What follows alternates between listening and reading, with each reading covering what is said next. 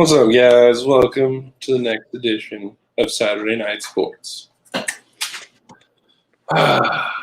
We got basically some basketball. We got some football tonight. We're going to talk about the draft for in the NBA, some free agency going on, only a couple of days into that. Obviously, we're going to have the recap of last week and the most recent Thursday night matchup. Have some predictions for next week and call tonight.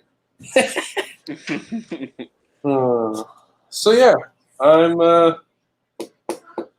excited. I got some obviously interesting things going on here with the NBA draft. It's something interesting, kind of funny to me.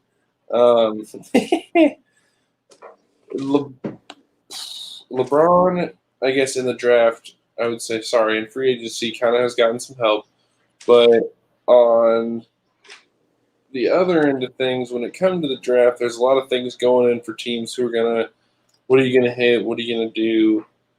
Who's going to go number one overall? And I think Minnesota knew who they were going to get from day one. They went out and got Anthony Edwards from Georgia.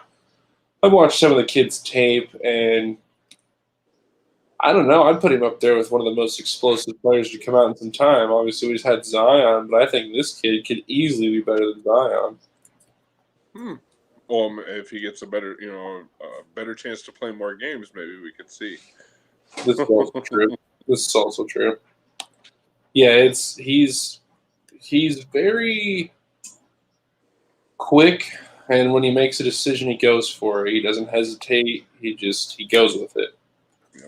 Another thing I like to see, a lot of people weren't really sure what was going to happen. Obviously, it was terrible because you had wonderful injuries popping up in places that you don't need to have. Yeah, you didn't want to see him in, right?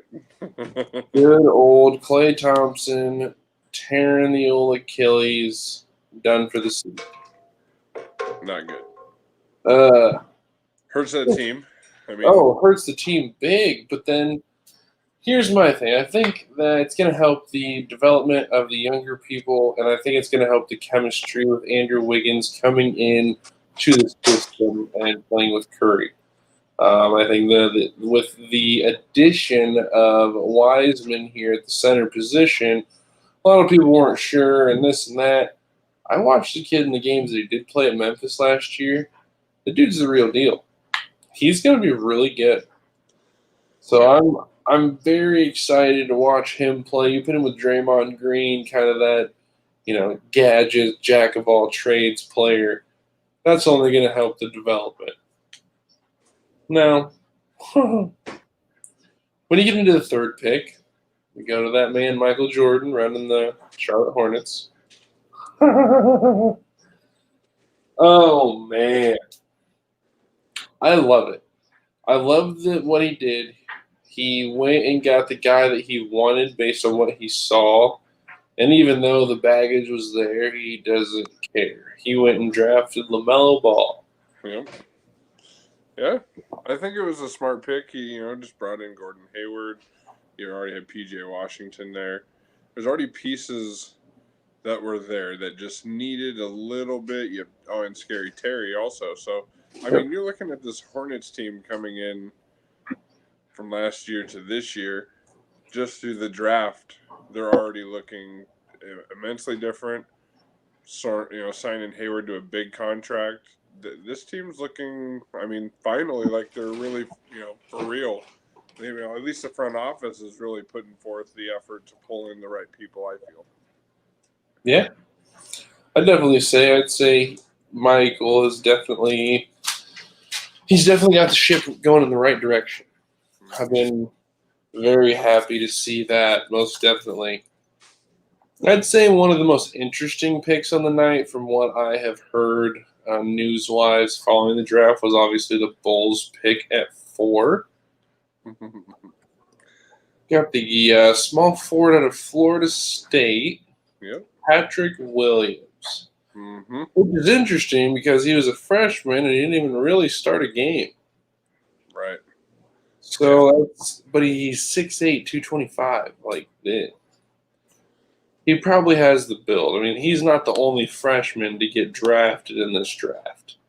No. There's a lot of young kids who are like, well, I played a season, time to go get drafted. Right. And the interesting thing about the Bulls selection is the individual that he played next to. I like Vassell, or I can't remember what his name is. They, Vassell or Vassell, I'm not sure, played at a higher level in at college, but there was raw moments with Williams that the Bulls really liked, and if he can turn those raw moments into learning moments, I think that's where you can see growth. He just needs to play with inside the system. He's going to be a small forward. Obviously, he's going to have to deal with some of the better talent in the NBA at that position. So he'll have to use his body size, his length to benefit him, wingspan. It'll be interesting to see how he fits into everything with, obviously Billy Donovan coming in and changing this coaching staff around with the backcourt of Levine and White. So it'll be interesting. I think it was a smart move. Obviously not flashy, not one that people are going to be writing home about. Obviously there's been a lot of negative reports, but I think this is a looking 1-2 years down the road pick. Excuse me. I agree. Excuse me. I agree with that, and I'll say it's interesting is that the guy that came right after him that went to the Cavaliers was also a freshman small forward. I believe he came from a different conference because Florida State's the ACC. Yep. So, yes. So he came from the SEC, 6'6" small forward out of Auburn, Isaac Okoro.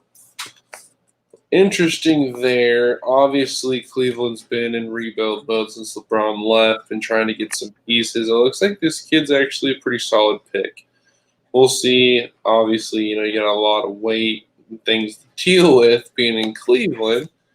They definitely haven't been good since LeBron left after winning the championship, but there's definitely room for improvement, and there's definitely an opportunity. So we'll see if the kid can see the money.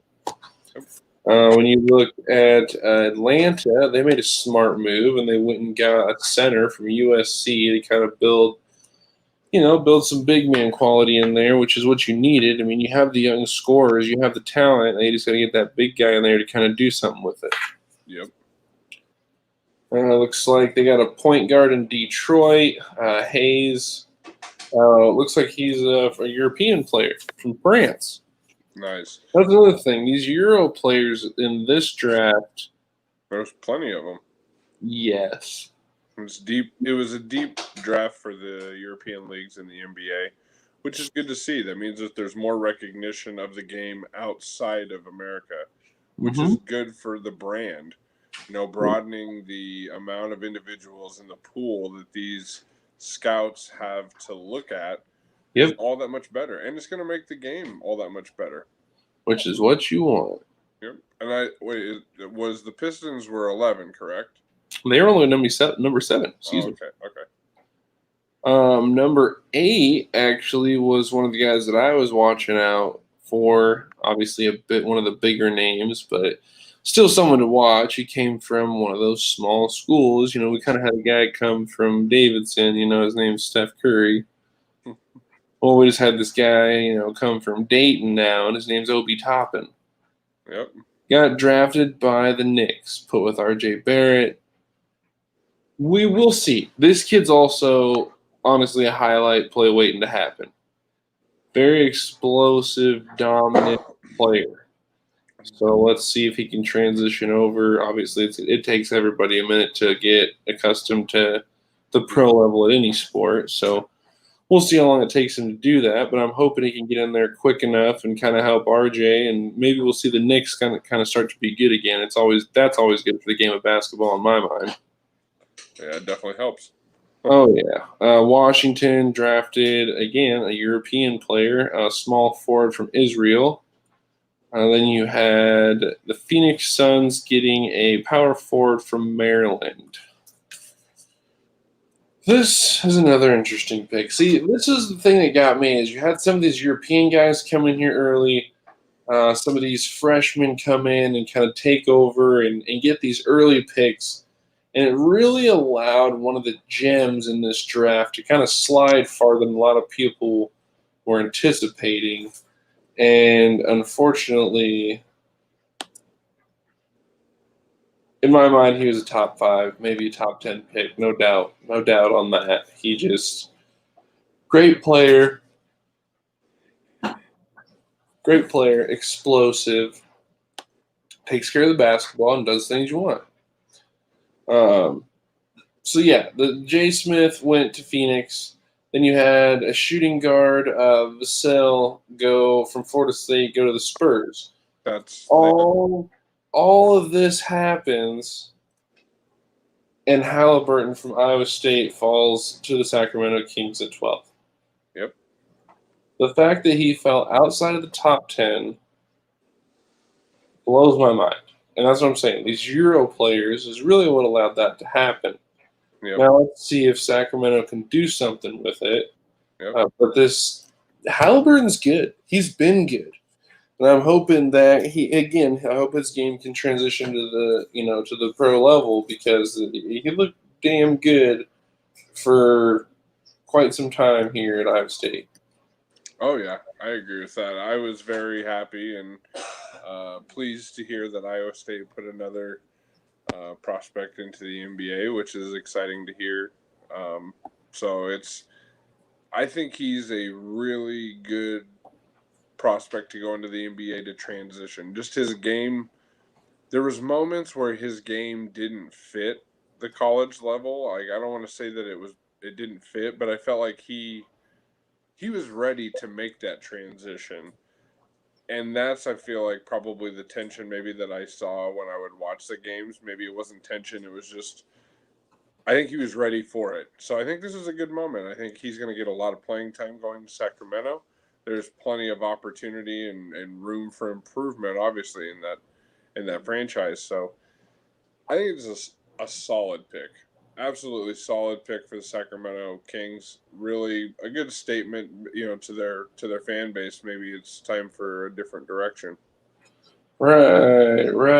I do think the same thing. I'm, like I said, very hopeful that Halliburton can go be successful at the NBA level for a franchise again, just like the Knicks, hasn't really been relevant in a while.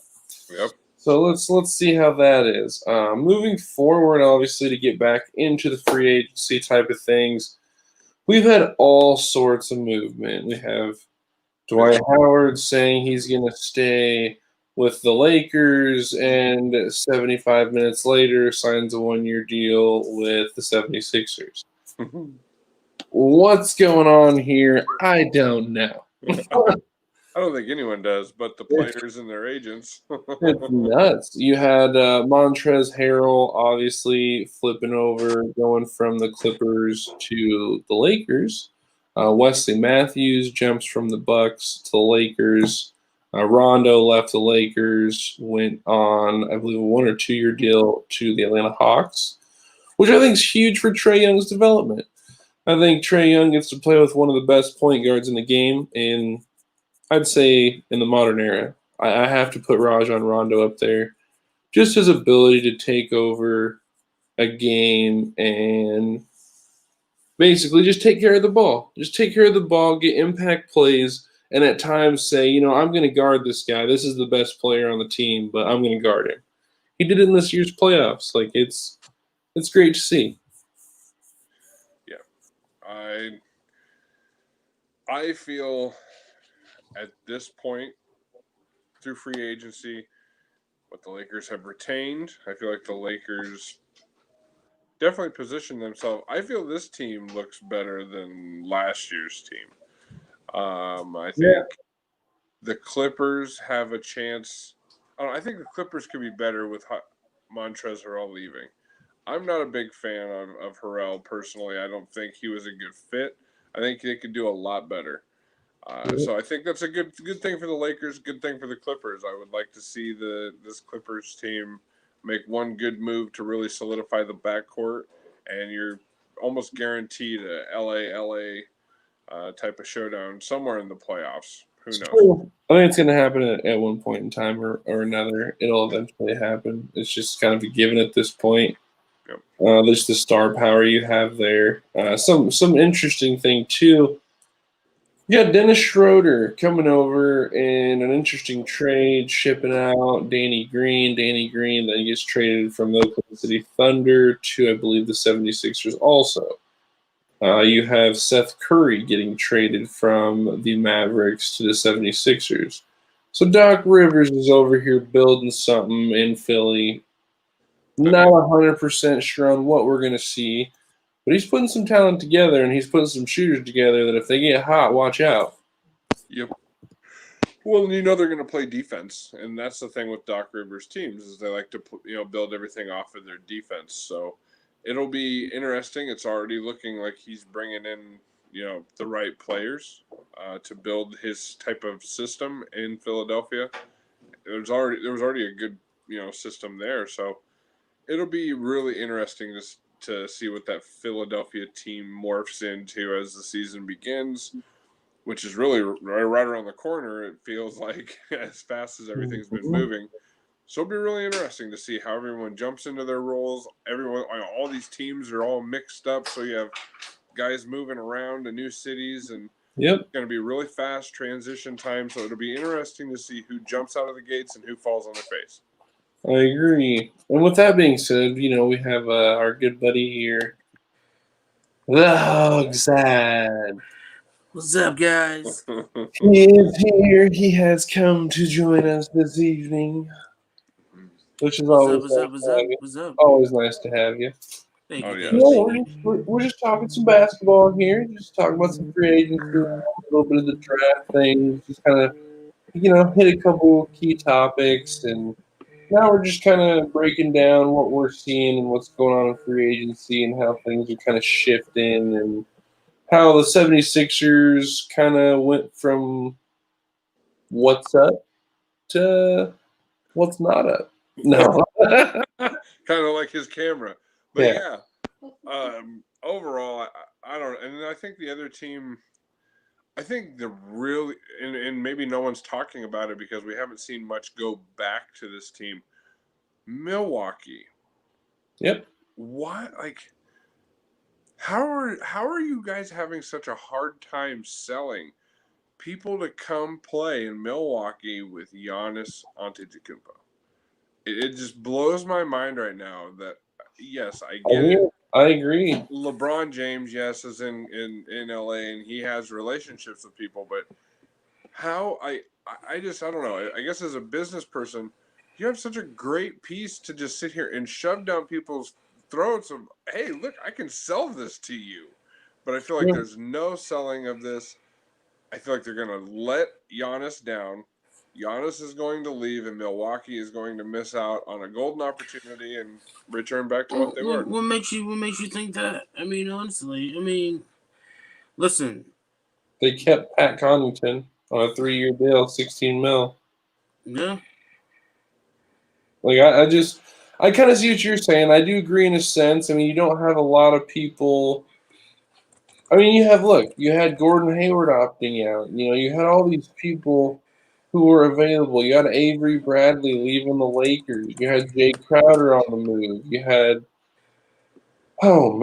Jeff Green, Rondo. There's tons of people you had that were leaving, and you couldn't. Well, here's the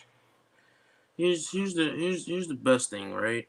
They brought in Bobby Portis and DJ Augustine. This is true. I was getting to that. Yeah. So it's not a replacement for Wes Matthews, but DJ Augustine, wherever he goes, they find a spot for him on the court. And he always finds some way to get inside of the game plan. And Bobby Portis, we all seen Bobby Portis do what Bobby Portis does best. In New York, I just didn't think New York was a great fit for him. And they got Drew Holiday also in that 4-team trade. Exactly. So The Bucks right now are trying to do something where they're more of building around Giannis versus they're actually getting stars who can Right. play just as good. And this is what you need for a guy like Giannis. Here's the reason why I disagree. Mhm. Giannis is not LeBron, and just for the simple fact that LeBron would help build those guys you're bringing in. As a Bulls fan, I know Bobby Portis and DJ Augustine both very well. They both played in Chicago. We drafted Bobby Portis. I know them both. They're both great role players at what they do. Now, they're not going to go out here and just break the scoreboard every night and lead you to victories and help you take people's attention away from Giannis. I want to see another star, another big name player who is going to elevate their game, take pressure off of Chris Middleton, and allow Giannis to operate in a double team, not a triple quadruple team. Mhm. It's just, I'm just baffled. Yes, I see some moves, but they're quiet moves. Look how many people are changing right now. There's so many guys changing addresses. It's crazy. And these guys aren't Mhm. like sticking their hand out here and, hey, stop in Milwaukee. We got Giannis for you. Come join the team. Everyone Yeah, wants to go to LA. yeah. And I think right now Mike Budenholzer is pretty much saying that, hey, we're not going to be like everybody else. We're going to build old school style. Yep. Right. And listen, I'm not opposed to it, but if you're No. gonna rebuild old school style, then you have to keep up. The Yeah. NBA is changing. Yep. The NBA is changing. At first, it was changing to the big three. Now it's changing to this super powered, high caliber speed basketball. Yep.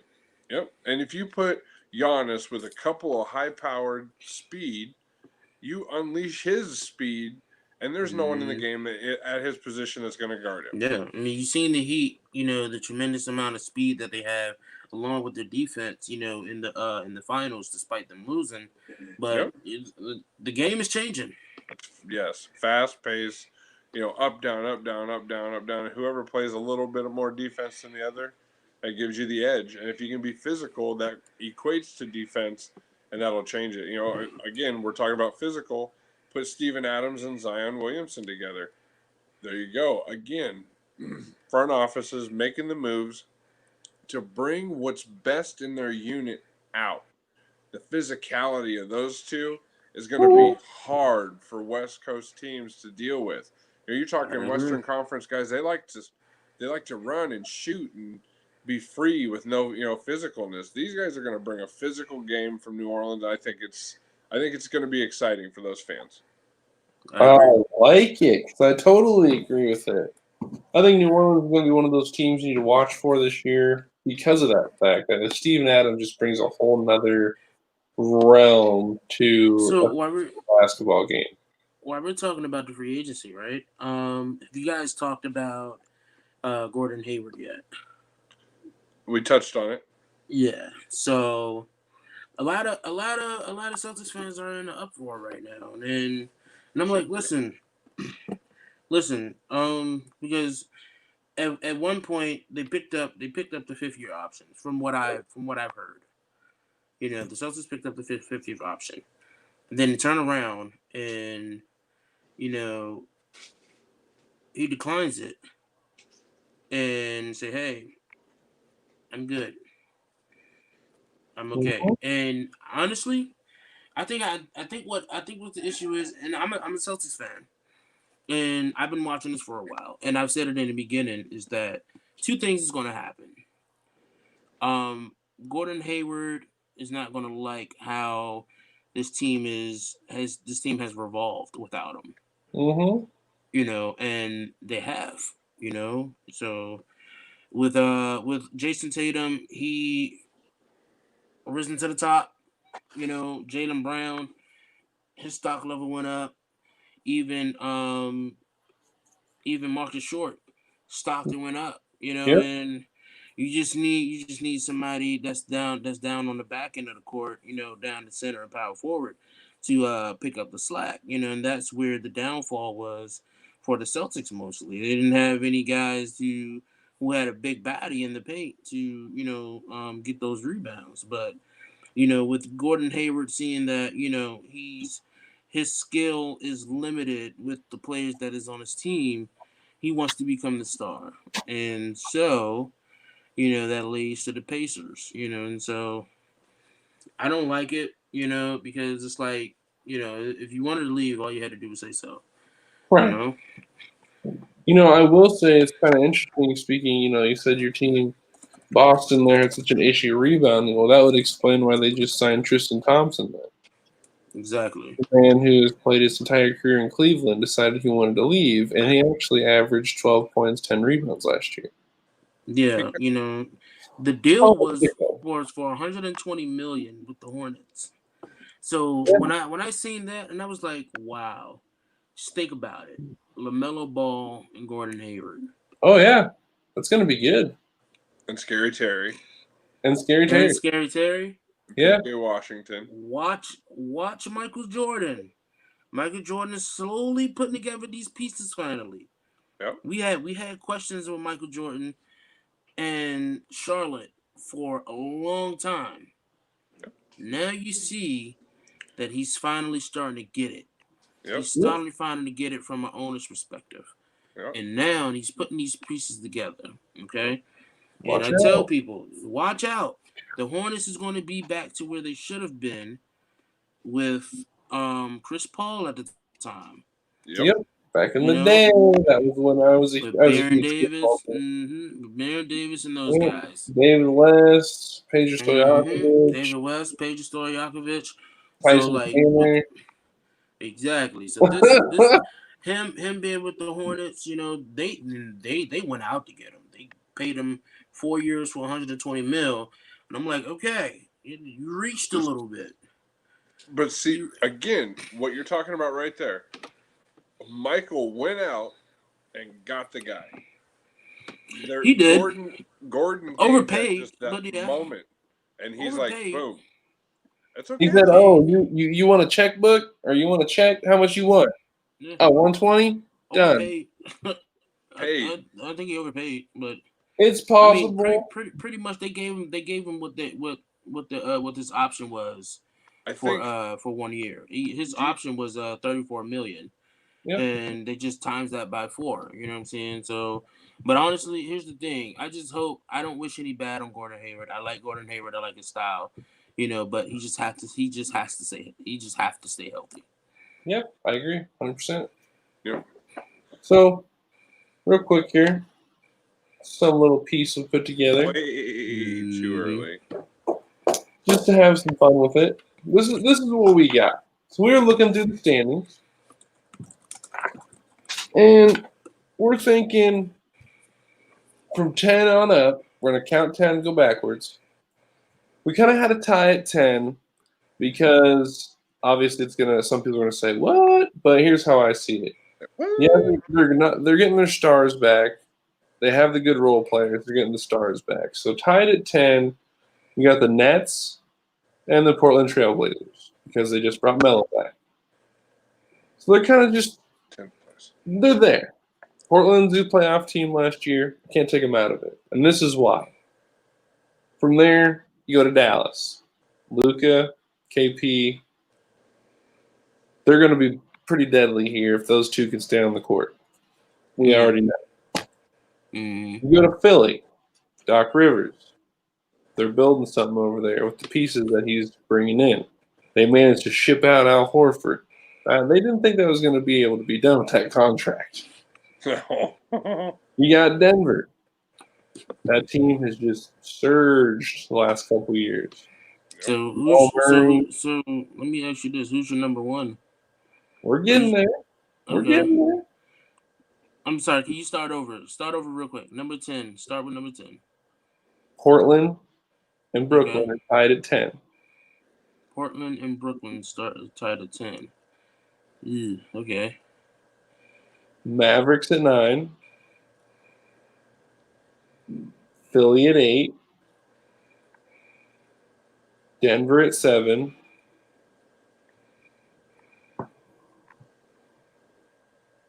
Six is the Clippers. Okay. No, I'm sorry. So, oh my lord. It's all in that order, Portland and all that. Portland's 10. And then the Nets are 9. That's how I actually simplified it. I apologize. Okay. You ready for my So, 10? so Portland 10, Nets 9, Dallas 8, Sixers at 7.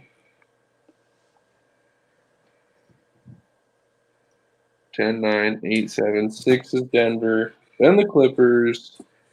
Then Boston. Then Toronto.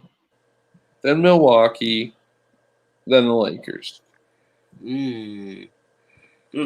All right. Simply because, yeah, they lost a piece or two, whatever, but I think the pieces they got back will be just as significant as what they lost. The Dennis Schroeder, in my mind, was huge. Getting Dennis Schroeder over there, just huge.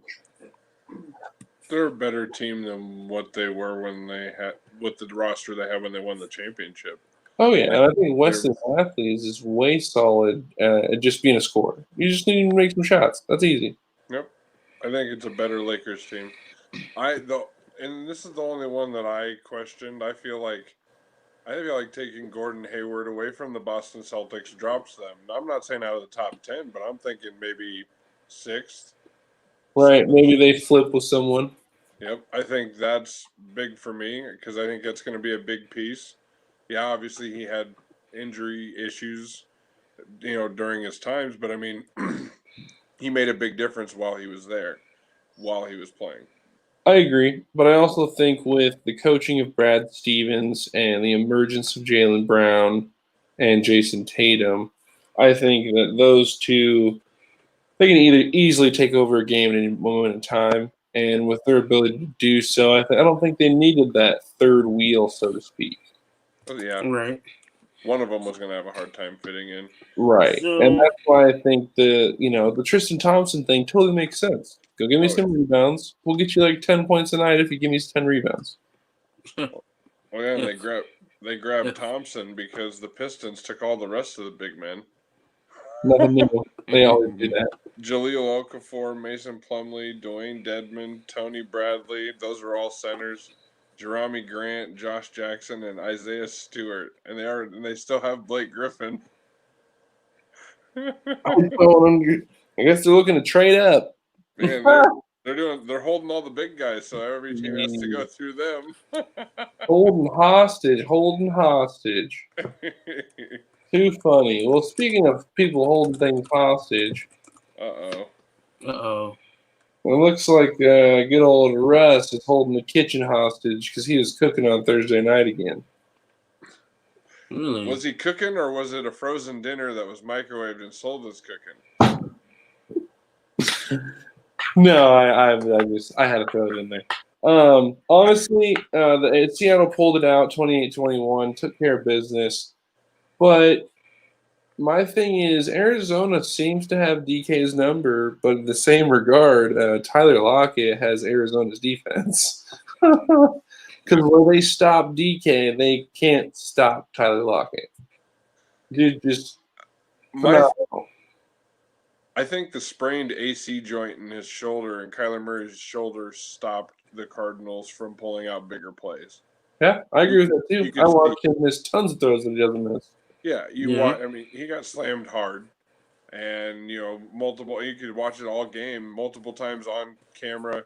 Then they showed some of his offline or off on the sideline stuff. They were over there rubbing his shoulder down, doing all these hot and cold packs. Like, it's a sprain, so he's not going to be able to get the power on those throws. So I think Arizona's in a weird predicament right now. If they can't really make it through some of these games that are coming up, they're going to miss a golden opportunity to win a division championship. And I think they are the best team in the NFC West if they play at their level. I think the Seahawks are a mirage or a facade, whatever you want to call them. They're not. Their defense makes them vulnerable. Extremely vulnerable. Right. they're just in constant shootouts. And when you're pumping out a bunch of meals, a bunch of them are going to get burnt in a kitchen. So it's just the way it works. I just don't think it's a good formula. It's never been a Pete Carroll formula. They're going No. completely against what he coaches and how he coaches. So I think huge room for mistake out of Seattle. And if the Arizona Cardinals miss it, then they're the dummy birds who always sit at the bottom anyway. So I don't expect much from them. So, rolling right along here. Got a nice returning segment, my folks. We haven't had anything juicy here lately, so it's time to get juicy. Let's be honest. Let's be honest. All right, I'm going to start off because I've actually written a few things. Let's be honest. I know people are going to hate me when I say this, but let's be honest. Carson Wentz isn't as good as everybody think he is. I like it. I do. Yeah. I think it's an Eagles thing. I think we finally starting to see that it was more of Doug Peterson's scheme and not as much as Carson Wentz. Carson Wentz out there. Carson Wentz is a good quarterback. Not saying that he's not, but what we see now with Carson Wentz is that maybe it's just a pandemic and everything is taking his way with how Philadelphia season is going, but we're starting to see a lot of the repetitiveness of Carson Wentz, of the constant not going through his reads properly, and this is things that we go through with rookie quarterbacks. This is not something that we go through with quarterbacks who've been in the league for 3 or 4 years afterwards. You have to go through your reads properly. You're throwing interceptions. You're throwing bad throws. You're throwing off your back foot. I'm not sure if that's because of the offensive line, but I mean, you got to improvise. That's just your job there as a leader. You have to make the adjustments as what you see it as. And right now, it's not looking good for Carson Wentz. And I think that it might be possible that they do trade him. They do trade him during the offseason and let not Jordan Love, Jalen Hurts get the running for next season. I agree with that. I think the biggest thing is what you're seeing is a quarterback who doesn't agree with his locker room, and his locker room doesn't agree with him. They don't like how he leads. They don't like his approach. They don't really appreciate him anymore. So, I think the best thing for him, and I'm gonna throw a crazy, way too early trade out here. So, I think the best thing for Carson Wentz, and if Philadelphia was smart, they could find a way to pick away at this, but what's one team that could utilize a quarterback like Carson Wentz right now? I think if you put him with Bill Belichick in New England, I think things would be pretty decent for that New England team going forward. He fits that ideal kind of want to be a pocket passer, scramble at the last second thing if I have to. And think about it. Think about this crazy matchup, right? Trevor Lawrence, if the Jets go out for him. Trevor Lawrence, Carson Wentz, Josh Allen, and Tua. Right. It would be a very interesting AFC East. A very interesting AFC East Indeed. division. It's funny. You talk about the Patriots, and that's actually going to be my next point. Let's be honest here and say that Tom Brady is just as much to give credit here as Bill Belichick for the success of the Patriots. Agreed. Biggest surprise of the season. It is, but the Patriots are terrible. Yeah, they are terrible. And honestly, here's the thing: I don't really think it's a big surprise, because I think the people who actually hates the Patriots, regardless of how much you might hate the Patriots, but I think people really did see that maybe it just was Brady. Mm-hmm. Maybe it was just Brady, and not Bill Belichick. And I hate to say that. But obviously, Terrible Tom is flourishing in Tampa. He's flourishing in Tampa. So was it really the system of Bill Belichick, or was it just Tom Brady doing what Tom Brady does best? I think Bill's system was the defense, and I think Tom was the offense. Yep. And when you lose the defense, this what happens. This what happens. This what happens. Dante Hightower, he opted out. Yep. So you don't have that guy. Gilmore You don't have that piece for a couple games. Yeah, you don't have that piece there. Stephen Gilmore, he was out for a couple of games. You don't have that anymore. The McCourty brothers, they're getting old. You can see that. Father time is coming their way, and you can see that. Mm-hmm. And what Bill Belichick do? Oh, it'll be all right. Well, Bill's never gonna be like, "Hey, our ship is sinking." Yeah, that's never his card. He's never gonna tell you. He's never gonna show you. He's gonna look on his finger and see those 6 rings and be like, "You know what?" Yeah, he's gonna be like, "This is all I gotta say to you." We're okay. So I think Tom Brady made a mediocre offensive coordinator look all that much better. Look, I mean, how can you tell me that Josh McDaniels can't adjust? And this is a problem that I've already talked about with the 49ers and with the Rams head coach, that he can't adjust. His ego is too big, and he thinks his scheme's never going to have to change. Well, will it work for Tom Brady? No. Tom Brady worked for you. Exactly. Tom Brady fixed, okay, again, you went from Wes Welker to Julian Edelman, and everyone said Julian Edelman was a top 5, top 10 receiver. I think Tom Brady made him look like a top 5, top 10 receiver. Everyone's like, "What's Brady complaining about?" There's always been receivers there. Tom Brady complained for a long time that there was always junk. Been receivers there. Where? Exactly. Oh, here go my phrase. Not today. I just feel that team's finally just seeing what happens when you lose the greatest quarterback of all time. Yeah, I agree. I definitely agree. Another big surprise of the season in Condor. Please don't get a big head. The Dolphins. I'm not big surprised. I'm not surprised. Big surprise of the season. The Dolphins. But listen, despite what people may say, I called it. I knew that. With their defense. Did you though? I did. I wish we would have known each other before the season started, but prior to the season starting, I said, and you can actually ask Josh, and I said, the Dolphins is going to come out to be on top of the division. He was like, no, nobody believes that. Nobody believes that. I'm like, okay. No one talked about my game. And I said, okay. I said, listen, you might say that, but you're not looking at the pieces that they have on their defense. Ooh. That defense there is complete. Mm-hmm. It's complete. They do everything right. Here's the thing. Do everything right. I won't say they look like the 2011 San Fran defense. Whoa. Let me say this. We're making strides, and they're doing great things. I don't know that I would put them on the level of a potential championship defense quite yet. And I say that because... Is he blushing? I think he's blushing. No. I'm trying to make sure I'm still alive. I'm about passed out there. No, I'm talking about Condor. I think Condor is What? Condor is blushing. Yeah, he's blushing. He's giddy.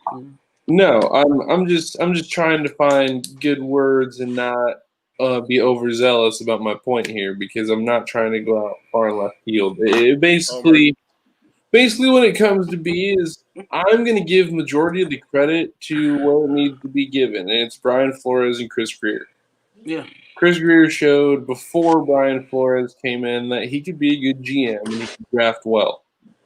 Now, we gave him the shot with the new head coach and said, make it right. Well, so far, they have making it right, and not only have they made it right, they've made Miami potentially relevant again. Here's what's the crazy part about it, and a lot of people laughed, is when they went out and went to go get Byron Jones, everybody was like, that ain't going to do nothing. But you see that with Byron Jones, he completes that secondary. There's no ifs, ands, or buts about it. Yeah. That linebacker core, it's complete. That defensive line, It's complete. There's some things that they might can improve on, but from what we see and what we see every week is they play complete football. The only thing that needs improvement is the offense a little bit, but that comes in time with them actually getting a decent wide receiving core. Yep.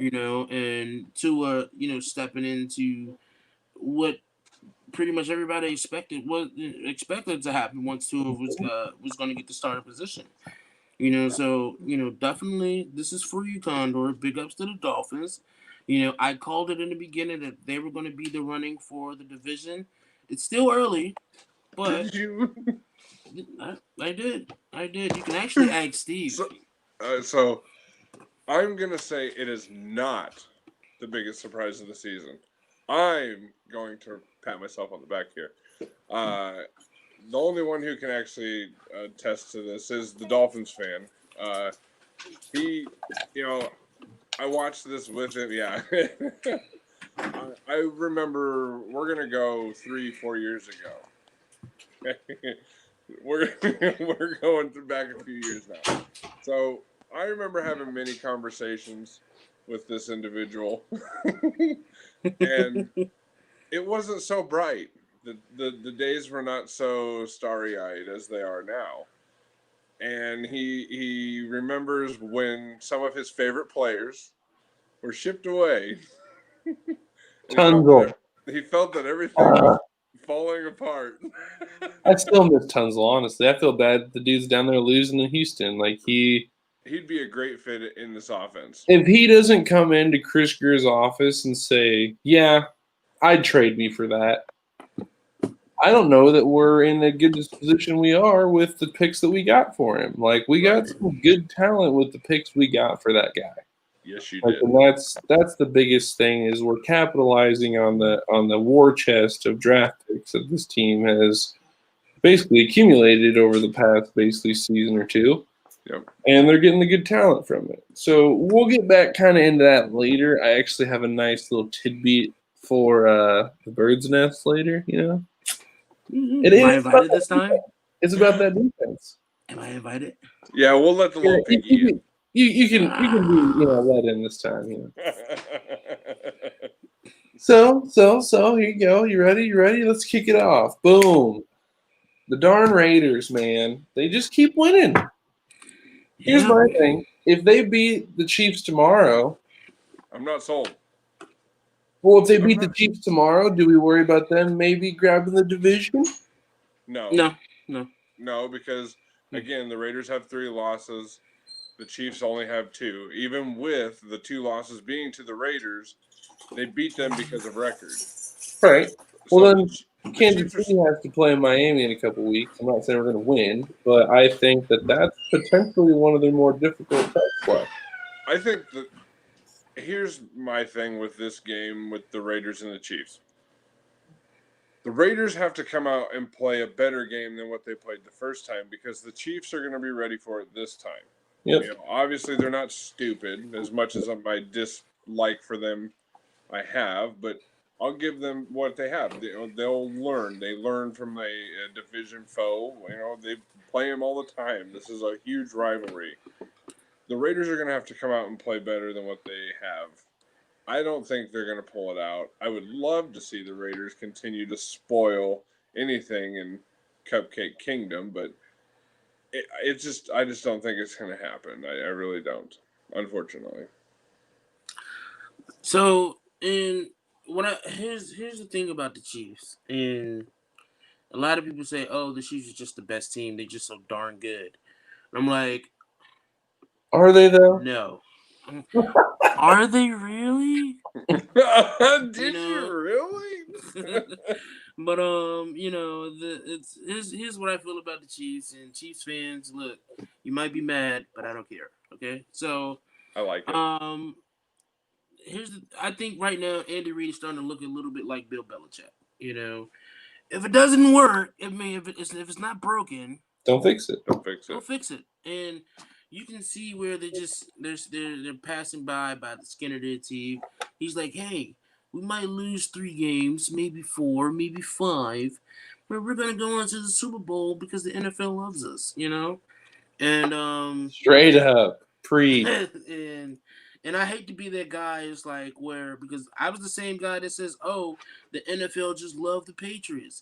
Well, then the Patriots got into that little debacle, in the backstage with the front office and Robert Kraft and things like that, and the NFL was like, "Whoa, hey Right. Chiefs, what's up?" Right. And and now you can see that the NFL they love them, the Chiefs. The Chiefs has a great story. They haven't won a Super Bowl in 50 years. And Yep. so now they won a Super Bowl. It's a big thing. They got Patrick Mahomes. And listen, The money train's clicking, man, and coming out the of Kansas money City. the money train is clicking there in Kansas City, Yep. and listen. There are things that I see a lot with the Chiefs, and it's lack of consistency on the defense. Yep. It's lack of defense. You can't keep allowing these teams to have you down, by the skin of your teeth, and then you have to ask Patrick Mahomes. Hey, Patrick Mahomes, guess what? I know you only threw for 15 times, and it's the third quarter, but guess what? By the end of this game, you're going to be throwing for 50 times. Okay, just to let you know. Right. And you're going to burn the kid out early. You're going to burn the kid out early. I don't care if you used to be a pitcher, whatever you want to say, but you're going to burn the kid out. Same thing I said for Kyler Murray. Same thing I said for any quarterback, of that stature, is you don't want to burn these guys out, who has the gunslinger, because what's going to happen is Father Time is going to come around. Really And quick. your shoulder is gonna start hurting. You seen it with Peyton Manning. You seen it with Brett Favre. You seen it with Tony Romo. And you're starting to see it with Drew Brees. You starting to see it with Drew Brees. You starting to see it with Matt Ryan. It's just one of those things where you gotta slow it down. You have running backs. Use them. You have wide receivers who can run the RPO. Use them. Right. True. Yeah. Well, I agree. I totally am in the same sense with that. I think it'd be interesting. I think this season's so full of weirdness Yeah. that I think anything's possible at this point. Like, that's just putting it nice. That's without me, that's like, with the heavy quotations. Like, yeah, it's just one of those things. I think it's possible. I think the way Gruden coaches this team, though, I think it's possible they could put up some fits. But again, I think you're right in the sense of how Andy Reid's just feeding the machine. Mm-hmm. He's feeding the machine right now. Next coin. Whatever. Oakland beat them the first time, right? Yeah. And then they gave him bulletin board material for this matchup because the Raiders were stupid and decided to let it out that their bus driver did a victory lap around the stadium after beating them. That was actually classic. That was classic. It was, but why you don't talk about it? You don't talk about it. You keep that, internal. Yeah. Yeah, you have people like, the Chiefs are just going to hang it up and, this is what they did to us at home. Now the Chiefs are going to the Vegas. The Vegas Stadium is the first time the Chiefs and the Raiders have played there. I just so here's that comment. Here's what John Gruden has to do to make sure that the Raiders don't get beat by the Chiefs. Here's what has to happen. Derek Carr has to be as efficient as he was in the first four games. Right. You've seen his efficiency. I think he only threw one interception or no interceptions in the first 4 games. If I'm not mistaken. Yep. Throw touchdowns, throw smart passes. You got Josh Jacobs back. Utilize him. Run the ball. I don't care if you have to run it 35 times. Run the ball with Josh Jacobs. That's why he's there. Chucky just have to be a game manager. Exactly that face right there. Yeah, he's just always on the sideline. Like, come on. I envision Derek being like in the huddle. He's like, okay, guys, we have to do this right. If we don't, we're screwed when we get back to the sidelines because he's going to beat us. He's gonna beat us bad. Guys, if we don't score 20 lashes after the game. Yeah, and honestly, and I think this is the kind of coach that the Raiders needed at the time when they signed Gruden. And I think what people did was they signed Gruden off way too early last season.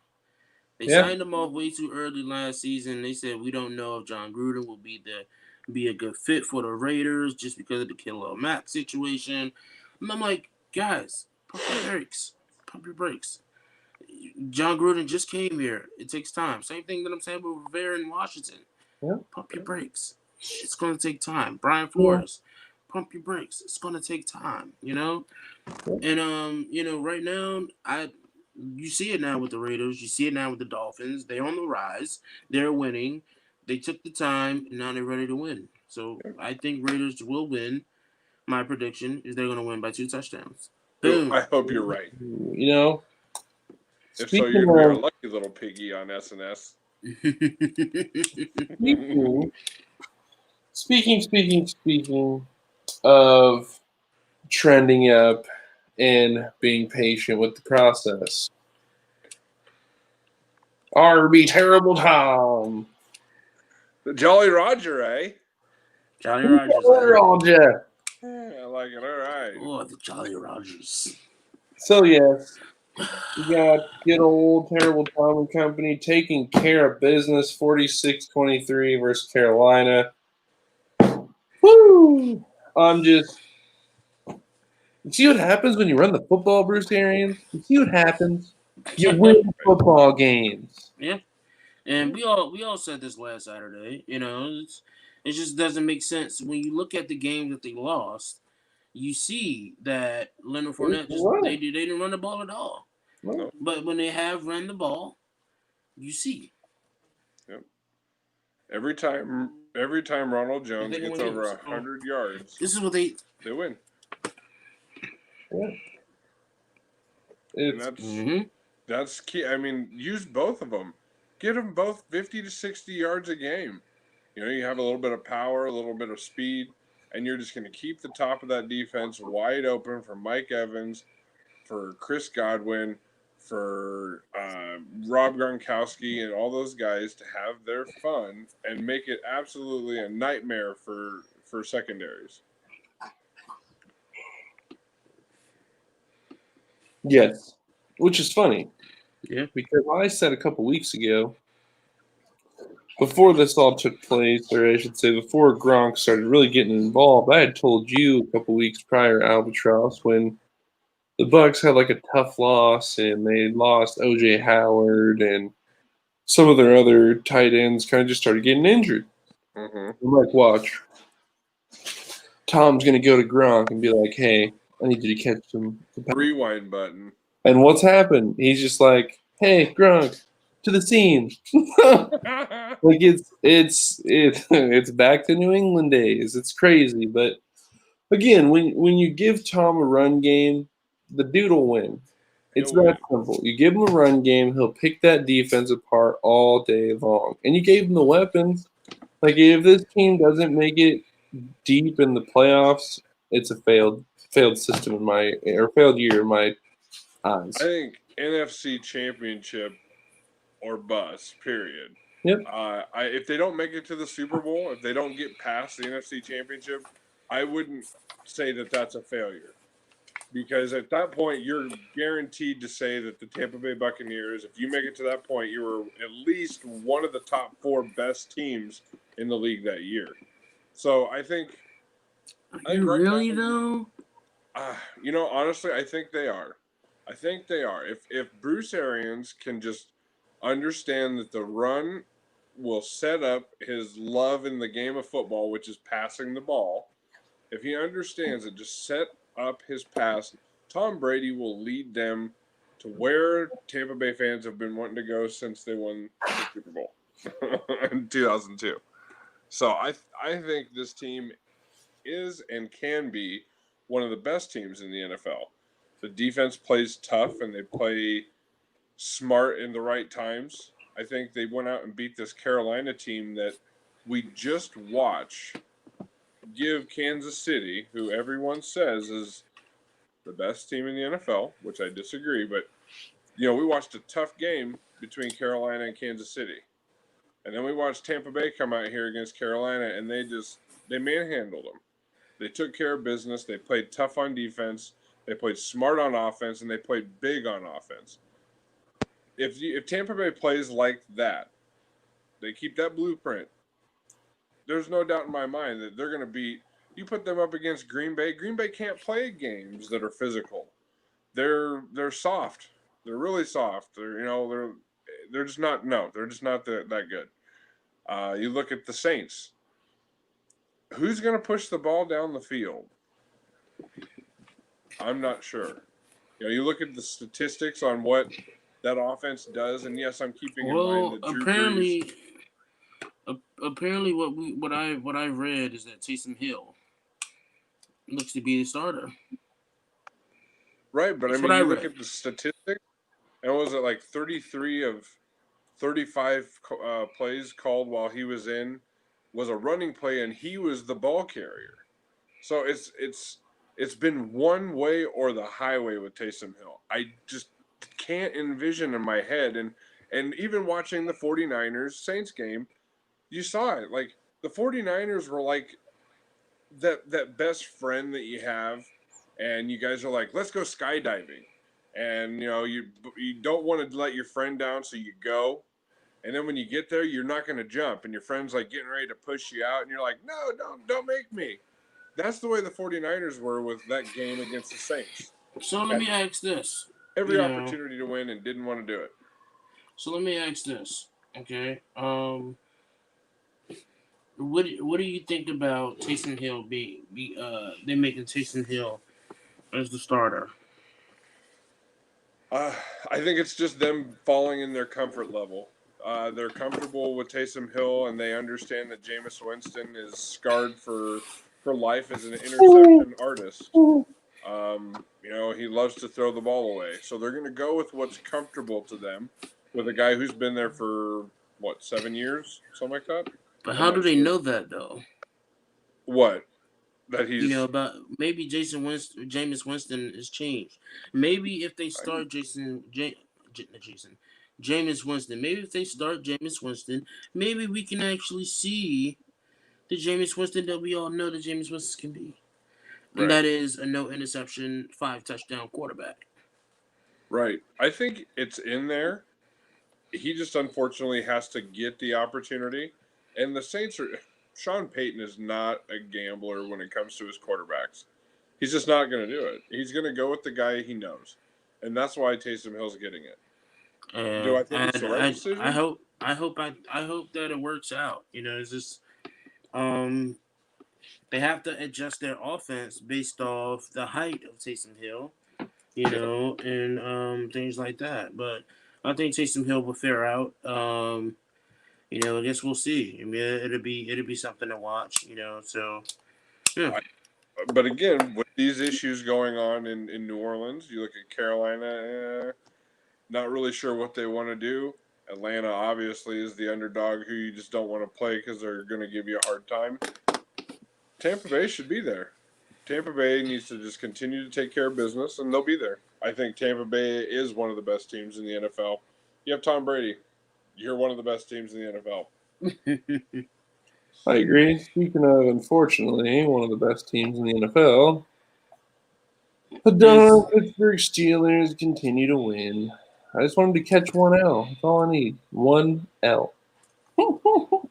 Honestly, so, we'll see. I expected this game to be closer than it was, but I mean, let's just tip our hats to Mike Tomlin and having the game plan to totally just stop that Burrow and his offense. Like, it just boom, stonewalled. You're not doing nothing. Have a nice day. We're gonna beat you guys down 36-10. So nothing check new. this. Check this. I was talking to a buddy of mine, right? And this is what I said. Hear me out. You guys ready for this, right? Uh-oh. So, my buddy, he's a Steelers fan, right? And what he was saying last year is that, Mike Tomlin needs to go. He's He's I don't think he's the coach here no more. I think we just need to move on and get another coach. And I was like, what? What made you come up with that one? And he was like, well, because now we had him for so long, we're not winning with him. He hasn't had, he hasn't been, great. He said when you're a team who know how to win Super Bowls, you set the standard different for your coach than other teams. And I'm like, no, this is not how it works. Just because your coach has won 6 Super Bowls, just because your team has won 6 Super Bowls doesn't mean that you can just go, oh, Mike Tomlin's garbage, let me get him out of here. Because Mike Tomlin, despite what you may think on paper, is one of the best coaches in the league. Oh, by far. Yeah, by far. Can't nobody argue that with me. But you Steelers fans just failed to mention. But I told him this: if you look at the Steelers now and the Steelers last season, what's the difference do you see? And he's like, I don't know. And I guess he said I don't know. I don't know what you mean. And I said, well, one, you guys have Big Ben. Two, none of your players are injured. Yep. None of your players are injured. They had a bunch of last year. Had a bunch of them. I think between the offense and the defense, at least 15 guys, 15 starters. That's a lot. Yep. So when you look at the Steelers team, last year they had a lot of injuries. You had to run with Mason Rudolph, who also had a concussion after being hit upside the head with a helmet. So, then you had James Conner. He was out. So they had to divvy up the rock between him, Benny Snell, and their backup and their other running back. And then you had Deontay Johnson. He was out. It was just bad. They didn't have Chase Claypool, so they needed a receiver core. Their defense, Bud was out. Devin Bush was out. Joe Hayden was out. So it's just these things that matters now, and when you see this team now versus last season, is that with the injuries not harboring them now, they are superb. And they just might see another Super Bowl this year. Disgusting. Don't talk about that. Speaking of teams winning. Here's what I'm going to say on the whole part of. Okay, so go ahead. When you look at Steelers fans, and when you look at now Patriots fans, and when you look at Cowboys fans, and when you look at 49er fans, you look at teams who've won Super Bowls. You're going to hear them say, oh, well, they have higher standards. They set standards. I'm a fan of that 49er team. I think all it really truly comes down to is like a bunch of spoiled, rotten brats who just aren't getting their way as fans. When your team isn't winning, you just want to lay on the ground and kick your feet and be like, fire him, we're not winning. I get it. I mean, why? I'm watching Circus Disso San Francisco every weekend. Besides this one, this is the best weekend of the year. No loss this weekend for the Niners, but I think that's the problem that all these fans of these franchises run into is they just expected them to win every year, no matter what, no matter how many injuries you have, and it's just not realistic. So I think it's only Washington fans. So I think really the Steelers are putting them in position to run up on that 16-0 Dolphins team, but again, we've seen it happen. 16-0 Patriots, but you got to win the Super Bowl. So it's a totally different story when we get to the playoffs. Saints, we kind of talked about them. I don't think it's a smart move. Yeah, they won, but I think Winston should be starting. Run him out there with Michael Thomas, the weapons you have. Give him a shot. If he fails, put in Hill. So I was going to say, sometimes I wonder about people and their comments and how they don't understand the common sense of football. Yeah, and I have to deal with that all the time with these Washington fans. And it's people talking about how Kansas City is, they lost only one game. They're vulnerable. I'll get to that in a minute. Breaking news. Real quick. Celtics has agreed to deal with Jeff Teague. Ooh, that's a big one. Nice. I like that. I like that a lot. So, Right back in here with some football and the good stuff. You got the Saints obviously taking care of business, but damn did they lose Drew Brees hard. A collapsed lung. That is never a good thing to see with a guy like Drew Brees and the age that he is. That's It hurt. very scary. That is very scary. I'm glad to hear that Drew Brees is actually fine. He's actually fine. I think he's out for the season if I'm not mistaken. It's not good. Yeah. I'm not sure. I'm not sure if he's completely out. I'll give you more updates on that.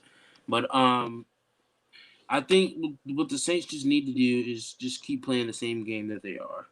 With the absence of Drew Brees, it's hard because we're not sure if Taysom Hill can make the adjustments like Drew Brees can when they're reading out a blitz and things like that. And I think that's why we have Taysom Hill here, and I think that's why they went with him is the comfortability, like you said.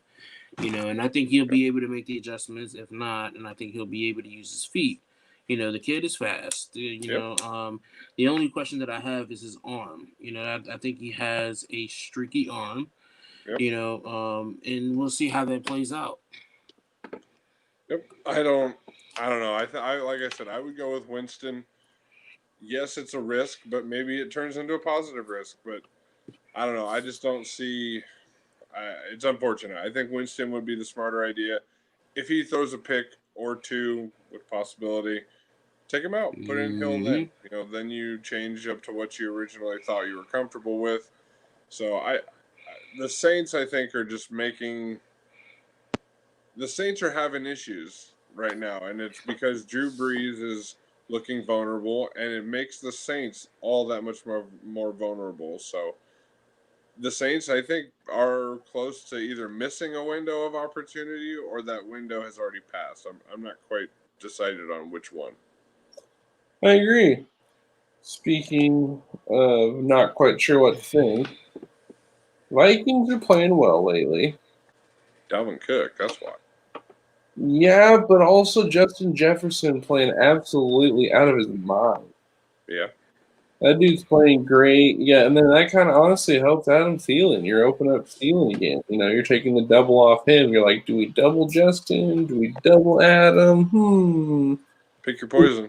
It's getting pretty awesome up there to watch that. I was high on Jefferson coming out. I figured anybody who picked him up, you're going to get a steal right away. And sure thing, here we go. Yep. Kid was just flash in the pan.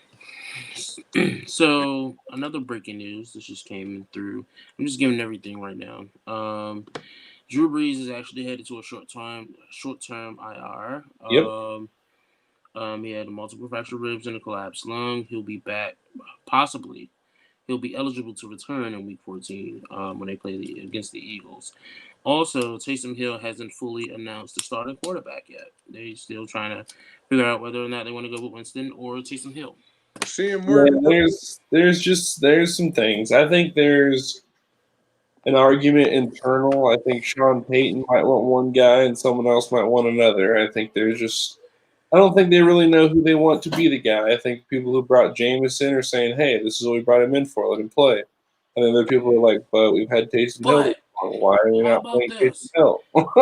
Here's the blueprint. We're going to go back to the Vikings. Here's the blueprint that I have, that I see in my vision, is that use both of them. Yeah. Do what you have been doing with Brees and Taysom Hill. Yep.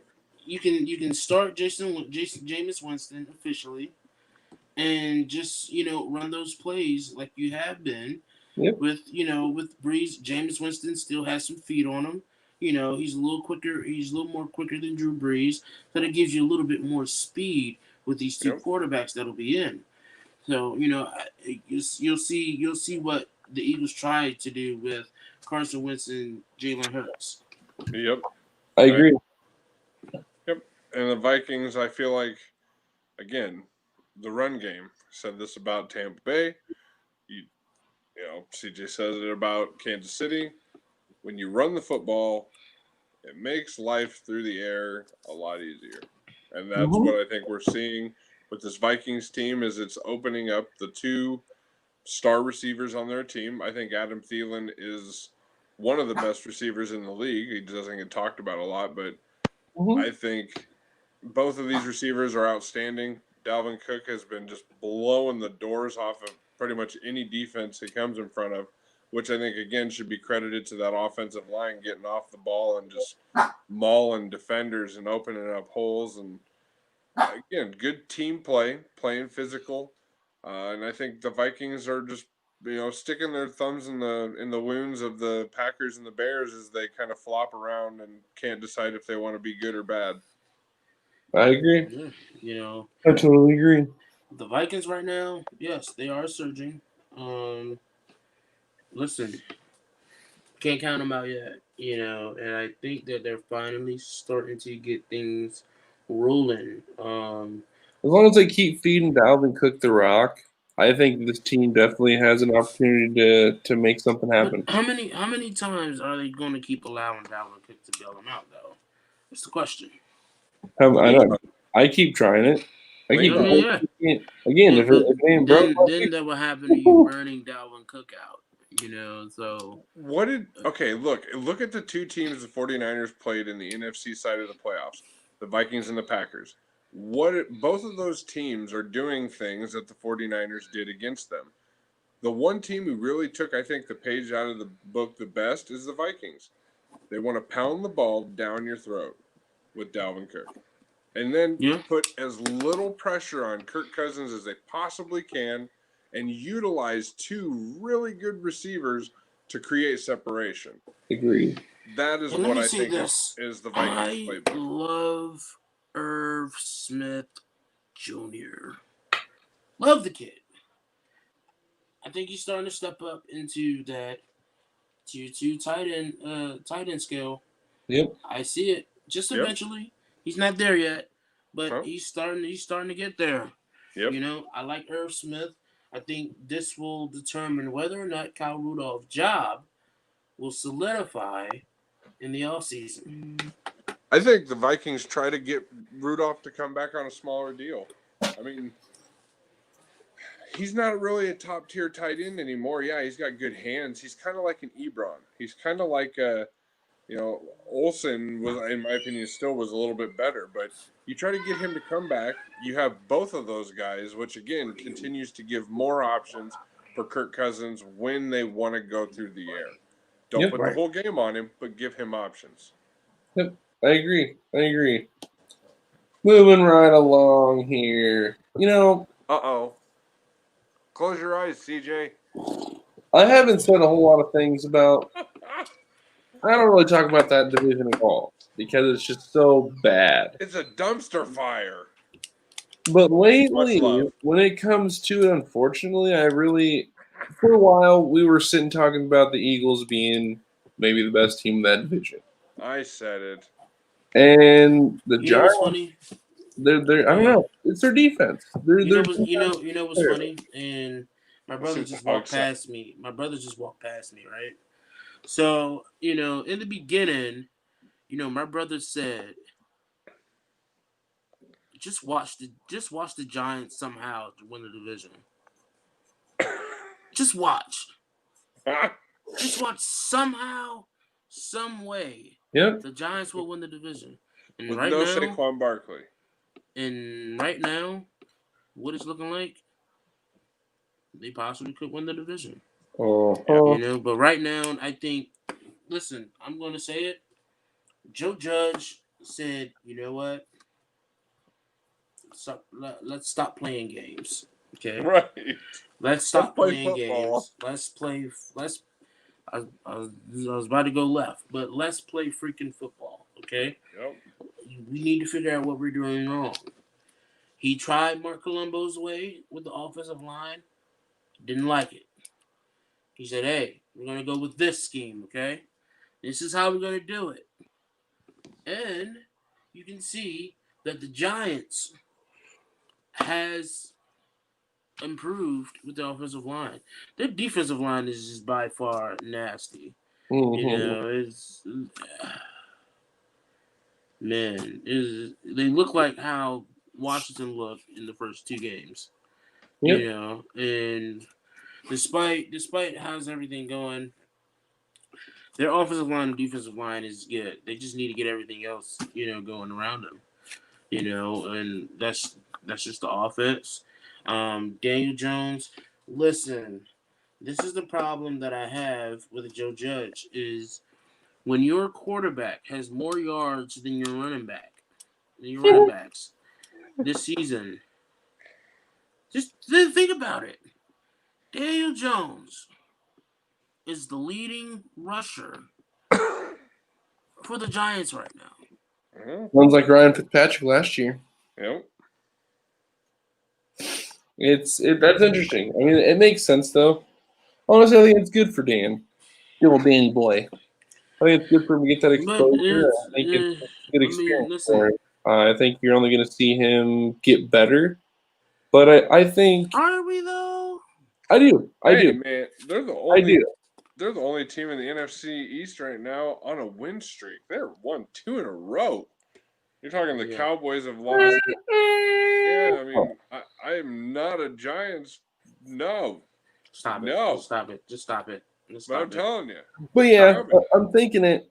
I think it's going to happen. I think they're going to end up getting that division. We'll see. Maybe not, but we'll see. So just keep moving. Keep moving for CJ's sake. Yep. Rodgers and the Pack struggle at home against the Jags. But hold on.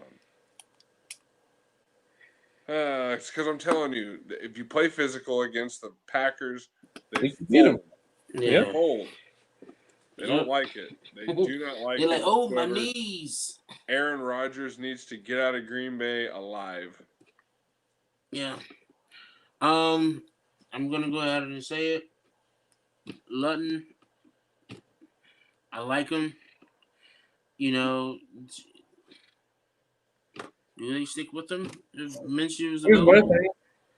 Was Minshew really the problem? Is that what we're seeing here? I don't know.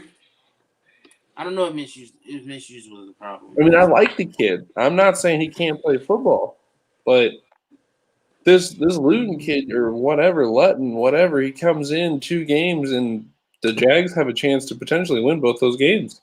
Yep. And one against a team who's going to be in the playoffs. Mm-hmm. And made it look pretty. I mean, obviously he got some help from his defense, but again, this is a Jaguars team that's opportunistic. The question goes here: do they stop what they're doing and bring back Gardner Minshew after his thumb injury, or they keep going with Luton, or Luton, with the constant change in the offense tempo, and I hate to be that guy, but if it's not broken, don't fix it. I agree. Honestly, I agree. I think you keep Luton in there, and I think you go with it. I think the dude gives you the best shot to win right now. And I'm not saying he's the better of the 2 quarterbacks right now, but I think maybe he has the upside. I think so. So, a team we thought had tons of upsides over here falling short to the Rams and Jared Goff. Again, obviously they just got kind of rebounded and beat Arizona this Thursday night, but the Rams are still right there. I think the Rams are going to be hanging around, and if Arizona, like you said, doesn't capitalize and Seattle falls at the last second, I think the Rams will be there to snatch the division. Oh yeah, I mean, you look at you have 7-3 Seahawks, 6-3 Rams, and the 6-4 Cardinals. It's between those 3 teams. It just decides honestly which one of them wants to pick up their lunch and go to work. That's all it's going to get down to. Obviously, the 49ers that's a practice squad Niner team. They're done. Don't worry about them. It's a 3-team race to figure out who wins this division. And with Kyler Murray's AC joint sprain, if they don't take care of this right, this season could be lost. And no matter what happens in the postseason or their seeding, if he can't throw the ball at full strength, this offense is not going to do what you want them to do. Yep. It's just not going to happen. And then everything rides on the shoulders of Russell Wilson. And then the moment all crumbles, everyone's going to be like, oh, Russell Wilson let us down. Again, there we go. There's the problem in the Rams. Oh, the Rams. The Rams are just so they're fluid like a market, the marketplace. I mean, they're up and down so much throughout the day and let alone the week.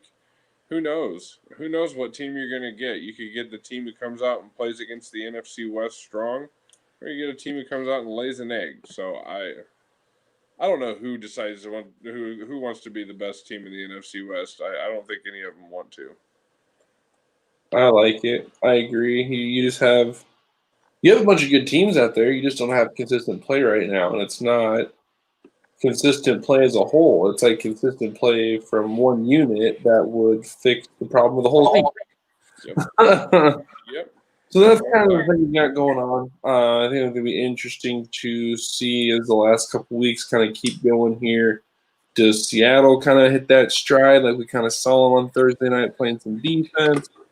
Or do we see the Rams kind of get hot and kind of knock off a couple here and maybe put the pressure on Seattle? Speaking of putting the pressure on people, it's what this team does. We already talked about him enough. No, I just wanted to bring up a couple things that I thought was interesting. Justin Herbert has been just thrown out of his mind this year. Usually when he has a game, you see him throw from anywhere from 250, 300 yards a game. The kid's been – if he's not Rookie of the Year, as of right now, there's a problem. Is where I'm at. And we were able to fluster him and held him to a season-low 187 yards passing. So that says a couple things to me. We were able to get to him, obviously take some things away. We caused a turnover, got a pick. The biggest thing, though, is when I looked at the postgame, he actually came out and talked about the defense and how they were throwing schemes at him, and basically the looks they were given were confusing him because what he thought he saw, he really wasn't seeing. So it was kind of an interesting thing, and that, honestly, I have to tip my hat to Brian Flores because I really think this is what we're seeing is this Flores defense that I think is lacking in New England. I think that some of the things that you're seeing missing in New England and being able to take advantage of mismatches and take things away defensively and pressure, and I think a lot of that did come from Brian Flores. Like you're seeing it this year with Miami with this amoeba defense and how they're able to throw people off. Earlier when we played the Rams this year, you had Christian Wilkins drop in coverage and get a pick because Jared Goff thought that he had his quick route was going to be open, but it wasn't. It was actually covered the whole time. I think I like I said earlier, I like the Dolphins defense, and I think they have a complete defense. Please don't let your head get big. But yeah, man. Like I said, I'm not going to say that they are, but they're very close to being that 2011 49ers defense. Right. What do you got, Albatross? That last statement was null and void. But, I just think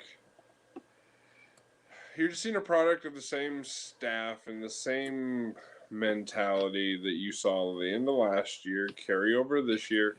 You see now the talent that was there, but now has been elevated with all that draft capital. And I think they're playing within their defensive scheme. They're not going outside of it. They're not trying to have individuals do too much. They're just playing their game. And it looks like they're having fun, which, again, makes it all that much easier. So I think the more this Dolphins defense takes off of Tua, then they'll continue to be successful. I've heard look at it like this. And this is kind of the way I look at the Dolphins' defense. If you were to give Russell Wilson this defense, we'd be talking about the Seahawks going straight to the Super Bowl and winning the Super Bowl, I think. But, the only reason why people aren't on the Miami fan is because the narrative hasn't been there for, 2 decades plus. So I think this team is definitely a dark horse in the AFC playoffs. I think if you look past this team, you're going to get messed up, and that's the problem with overlooking this team. They're really good. They're smart. They don't outplay themselves, and that's the biggest thing. I agree. Yeah, I still think they look, almost. I think they're almost there to being the 2011 49ers defense. I'm not saying that they are, but they're coming close to it. There's just some qualities that you see that show some similar things. I get it.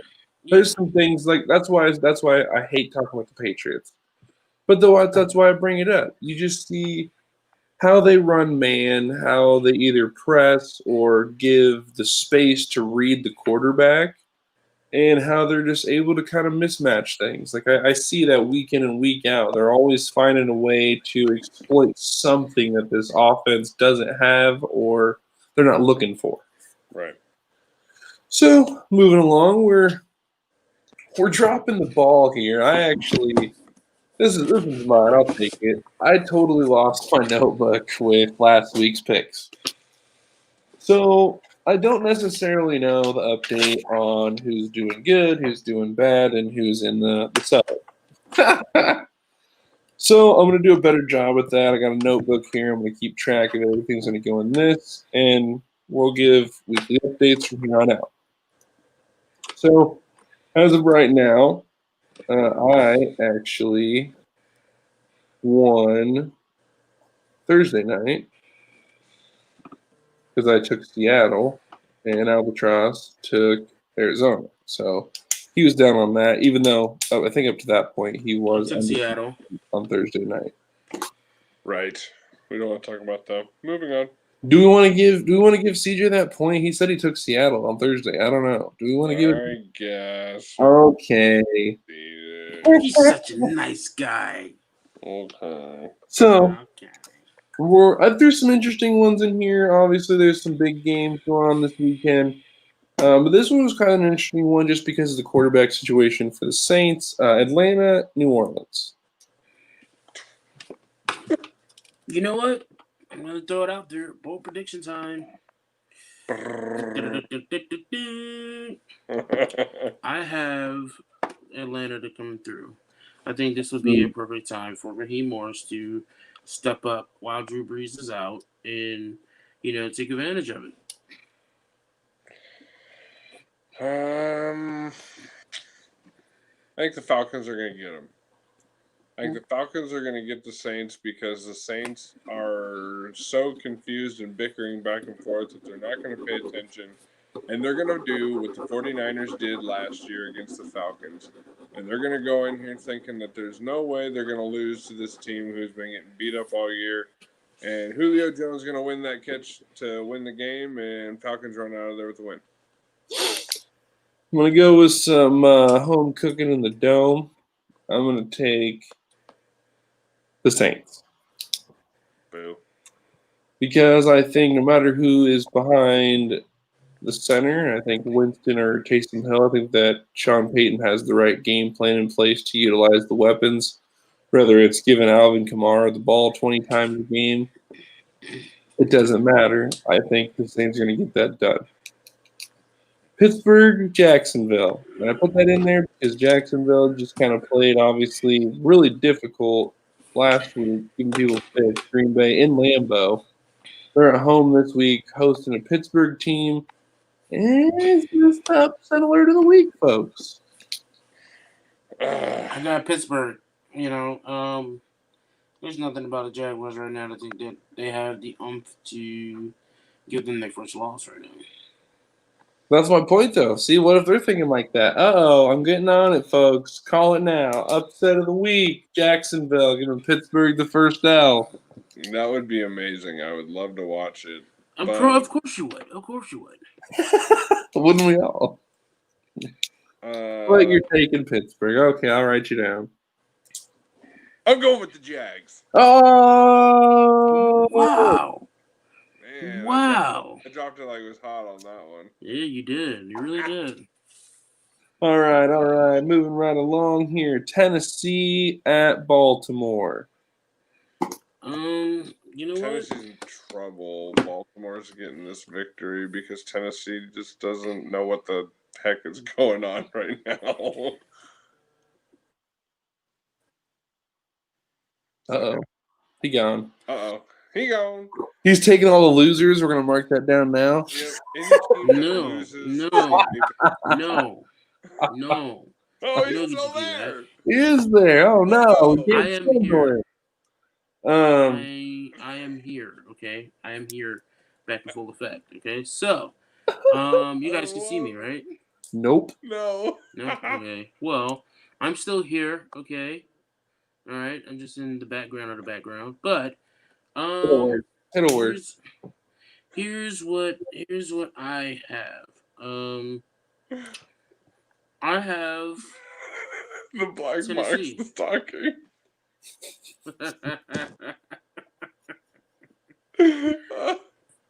Taking Tennessee. How you taking yes. Tennessee? Yes, I am taking Tennessee. Okay, I'm taking Tennessee. because Ryan Tannehill's going to ball out. Derrick it's Henry's running for 50. it's because it's the 10 that I see. All right, here's the 10 that I see. Are you ready for this? Okay. Let's see it. I don't see you, but let's hear it. So, all right. So here's my Tennessee winning because it's the 10 that I see. Number 1, Derrick Henry. Okay. Number 2, Ryan Tannehill. Ryan Tannehill will have 300 yards, 3 touchdowns, no interceptions. Derrick Henry will have 150 yards with 1 touchdown. Woo! AJ Brown will have AJ Brown. That's 2. That's number 3. AJ Brown will have 1 touchdown and 110 yards. Corey Davis, 100 yards. You have 2 receivers with 100 yards against Tennessee. All right. Number 5. Number 5 is that defense. I think the defense will definitely come out on top. The defense that doesn't get a pass rush. Hey, listen. I think that with the status of the Ravens offensive line and the fact that they don't know how to they don't know how to they don't know how to really run an actual play and always run RPO. I think that the Tennessee does have an advantage here. Number 6, that offensive line can get better with the absence of Luan. Tight end. I definitely think that that they would definitely get the tight end involved. It's very imperative that they do. Okay. Yeah. And from 7 to 10, all together, bunched up together, I just think that overall, I think Mike Vrabel is going to put this team in the best position to win. I love your optimism, but you're going down, sucker. Nope. I'm taking Tennessee also. Like I said, Ryan Tannehill's going to ball out. Derrick Henry's running for $150. Game over. Green Bay at Indy. I think Phil's taking care of business. You said at Indy? Yep. I'm taking Packers. Unfortunately, Indy can't play physical besides DeForest Buckner. Neither can Green Bay, though. That's what I'm saying. Like, Green Bay is the only person they're going to have to worry about is DeForest Buckner playing physical. It just doesn't happen in Indy anymore for some reason. They just don't play physical, and I think the Packers are going to be able to get off the line. Devontae Adams is going to have a big day, and I think Mr. A-Rod's going to have a good afternoon. Of course he won't. What? Let's see here. We got Dallas at Minnesota. Minnesota. Well, there's no Dak Prescott, so we know the Vikings win this. So next. Okay. Yeah, I got Green Bay. I'm not sure if you guys heard me. No. Oh, we can see you. I know, right? Oh, so you're taking Dallas for the upset? Okay. Yeah, you're going down? No. Sorry. Oh. No. I thought you had to take every NFC. Yeah, we don't even really need to talk about that. I was just kind of putting it out there to see, but yeah, you know what? Actually, you know what? Nope, but that's the only one we all agreed on. Minnesota. There's no Dak Prescott. You know what? I think that Garrett Gilbert throws 3 picks. You're right. No, I think Garrett Gilbert can rally the Cowboys to getting a win finally. It's possible. But I got the Vikings though. Rams at Tampa. RB Terrible Tom's gonna sling it around the yard. Yarby Terrible Tom and the You know Jolly what? Roger. I'm calling it upset again. Oh, I got man. the Rams. I got the Rams. Hey, look, just because you don't like you, just because it's your division rival, But I have the Rams. I think Jalen Ramsey is going to shut Terrible Tom down. No. I think it's going to happen. Godwin's and Evans are going to move him around like little Ramsey. They can try. No, they will. And Aaron Donald is just going to destroy the running game. That's going to be imperative. Here we go. Kansas City, Vegas, round 2. I got Kansas. No, I don't have Kansas City. I have the Raiders. Okay. I just have faith. I just have faith. I just have faith that the Raiders can actually pull this off. I think Gruden and company get to sweep this year. Oh man, I'm trying to think of either self-preservation for a victory, or do I get crazy like my co-stars? Bring out the brooms. I'm going self-preservation. Unfortunately, Cupcake Kingdom gets to continue to have their victories. All right, and last but not least, is Miami going to continue their win streak in Denver tomorrow? Of course. Why'd you? Drew Lock is starting. Why? It doesn't matter. It doesn't matter. Does it? Does it though? Yeah, Oh. exactly. Does it? Does it really? No, You know what? It doesn't matter. Miami's going to get this victory. Oh, You know what? going for the They're upset going to get here. it easy. You know what? It's going to be You a know what? snoozer. I'm glad I'm not going to be there to snooze away. You know You guys what? are going to get the victory, and you're going to I've be able been- to be happy for another week. It's the reason so, why I've been talking about the next. Dolphins this whole show. I like where they're headed, and I think they can really lose this game. Oh. So I'm going there. Is there something in the water out there where you live? I have the upset. You heard it from me first. Uh-oh. Okay. I think this You're is not in the the first nest anymore. But I mean, listen, man. Oh, it's definitely possible. Going to Mile High, it's definitely possible. Yeah, it's in Mile High. I think Drew Lock can have a wonderful game. I think he can finally blossom into the quarterback that I know Drew Lock can be. We've seen that in the comeback win against the Chargers. And like I said, he just needs to be consistent. But I think this would be a nice little matchup: Drew Lock versus Tua, Jerry Jeudy versus Devontae Parker. So this is something that is actually worth watching. This is something that is actually worth watching. We got Philip Lindsay versus, whatever running back that the Dolphins have scooped up out of the barrel. But, No, I'm telling you, Broncos are not the but Dolphins. I have The Denver. Dolphins are going to be able to walk on land. No, I'm kidding. They're going to be just fine. They're going to be fine. The Dolphins will win this game, and if they don't win this game handily, then we'll be having a conversation about that. That CJ is the pick master forever, CJ, I am the prediction master. if he loses, that's what he was saying. Oh, Yep. If the Dolphins win, the Dolphins won the Super Bowl. You have to get a tattoo. If the Dolphins win, I will go out and buy a Miami paraphernalia. Hey. What? Uh-oh. All right. So here it is, folks. Closing times. Oh. All right, yeah. Okay, what do you got? What do you got? Virgin of thy bird's nest. And they allowed the hog to come back. What do we got here? What do we got? Like, come on, let's just go. Come on. Drop it. Let's go. Boom. I knew it. I knew it.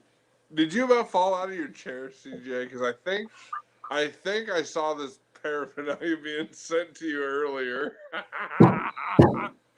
The X Factor. Let's hear it. Let's hear it. So You gotta send me a hat. I know you have like 1,000 of them.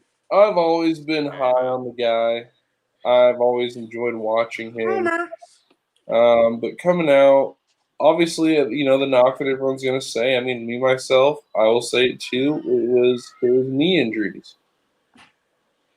Basically, I think what Flores and Greer did with him last year, deactivating him and him getting surgery when he did, definitely was the right move. You kind of reset things and put it where you needed to, bring in Byron Jones, and now you have one of the best two ball-hawking duos probably not in the league. But just to break down Xavier Howard, the X Factor, since the start of the 2017 season, Howard is averaging more interceptions per game than any other player who has played at least 4 games. Howard's 17 interceptions during that period are tied for NFL best with Titans' Kevin Baird. But Howard, limited by knee injuries, which I've already spoke on. Obviously, that's, again, the knock you can give on him. Due to the limited knee injuries throughout his career, he did it in 42 games compared to Baird's 57 games.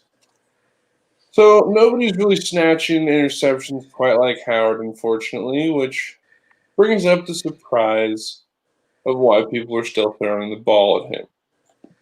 In my mind, when you look at it, I just don't know why the people are throwing at the guy sometimes. I get it, we got to pick someone to throw at. Maybe people think that, Byron Jones, I guess, is the better corner down there. I don't know. I love them both. I ain't got no issues with either of them, whatever. They both play well. But I guess people are deciding that they have a better chance at throwing at Xavier Howard. I don't get it. I see the dude making plays. He's very good at reading and adjusting to what the offense wants to do. And boom, he gets an interception. He has 5 this year. And they even asked him, how are you feeling? Where are you at? And he's like, honestly, I feel like I'm back in shape. But I think it was 2018. He had 7 interceptions. I think he was tied for the league lead that year. And he's like, I feel like I'm there, getting back to that, but he's only getting better, is what he feels. And they asked some other people on the secondary. They asked Bobby McCain and things like that. And he's like, honestly, I'm glad that people still feel like they could throw at him because it gives us opportunities to get takeaways. He's like, if you're throwing a one-on-one pass with Howard defending, he's like, I don't feel like it's anywhere close to a 50-50 chance. He's like, it's way less than 50% that your guy comes down with it. So like I said, it just surprises me. I don't want to sit on here and rave, but it's the stats, it's facts. It's the fact of the matter is this dude's a top 5, if not top 3 corner in the league, and no one talks about it. It's because he's in Miami. But narrative is changing. So again, like we said, like we've touched on throughout the show, Miami's changing. It's not the same old Dolphin team that's just a flaming dumpster of trash every year, and it's a real football team. So I think people should definitely start giving credit where credit is due. And I've sold this idea. I'll stand by it. I'm not a Dolphins fan, but they're definitely one of the best teams in the AFC. I agree. This year, he has 19 tackles, 5 interceptions, and 10 pass deflections so far. It's pretty good. I think that's what you want. That's what you want when you have people throwing the ball. You want, guys who are going to make the plays, not only deflections, but if they can get some picks while doing it, you want it. Yep. Shutting the taking away the best option for the other team. It helps your defense get a lot of victories. Yep, I agree. So yeah, that's just kind of where it is. I just wanted to give a kind of a shout out to Xavier Howard, I guess, in a sense, and let him know that people make sure you tweet him and you put at whatever the real X Howard. I don't know what is whatever Clag whatever that thing is called. Send it at him and be like, check out SNS, the Bird's Nest. For real. Yeah, like I said, I'd like to give the dude a shout out real quick because he, I think, totally deserves the praise this year the way he's playing. I think he's probably the best player on that. Does he really? He does. Did you really? Him and Emmanuel Agba are easily the two best players right now on Miami's team. Are they really? I think he brought some of the cupcakes from Kansas City with him down to Miami. That's why you guys like him. Mm-hmm. Oh, man. Well, with that, we're going to go ahead and throw CJ to the curb. I mean, we're going to go ahead and get out of here, guys.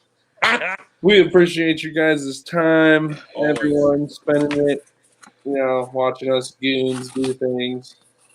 That's his losing list. Loss. That's all I'm seeing is a bunch of losses or something. We'll be able to watch this See and that? see all See those that? losses. See that? No, I don't. That says Denver, okay? Oh, wait. Hey, what was that? Your camera went out again. Killing me. Killing me. Guys. All right, guys. Again, thanks for joining us. You guys have a good rest of your weekend. We'll see you Thursday night. Happy Thanksgiving. Yes. Happy Turkey Day.